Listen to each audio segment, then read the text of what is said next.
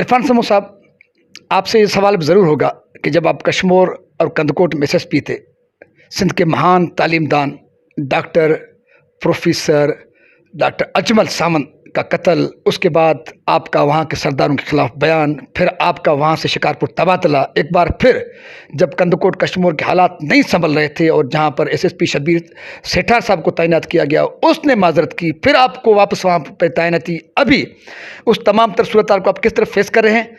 सिंध के लोग समझते हैं, हम समझते हैं कि इरफान समो हो, तनवीर तुन्ने हो या आप जैसे बहादुर अफसरान ये सिंध पुलिस नहीं बल्कि अपने बलबूते पर, सिंध हुकूमत के सहारे नहीं बल्कि आप अपने जज्बे के तहत लड़ रहे हैं। ये क्या सवाल, ये कॉन्सेप्ट दुरुस्त नहीं है।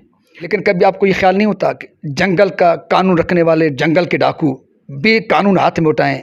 इरफान समो जैसे बहादुर अफसर, तनवीर तुन्ने जैसे बहादुर अफसर, वो भी कानून हाथ में उठाकर फुल फ्राई हाफ फ्राई करें।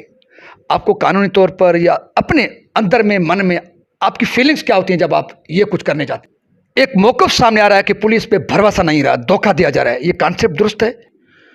तो इनके लिए मेरे ख्याल में डाकू का लफ्ज़ इस्तेमाल करना भी मुनासिब नहीं होगा। ये वहशी, ये सूअर के स्टाइल में ये बंदे होते हैं। ये मुनीर मिश्रा नहीं हो या सनाउल्लाह शर, मैं अपनी फीलिंग्स बता रहा हूँ बहैसियत पाकिस्तानी, बहैसियत सिंधी, बहैसियत एक जर्नलिस्ट के।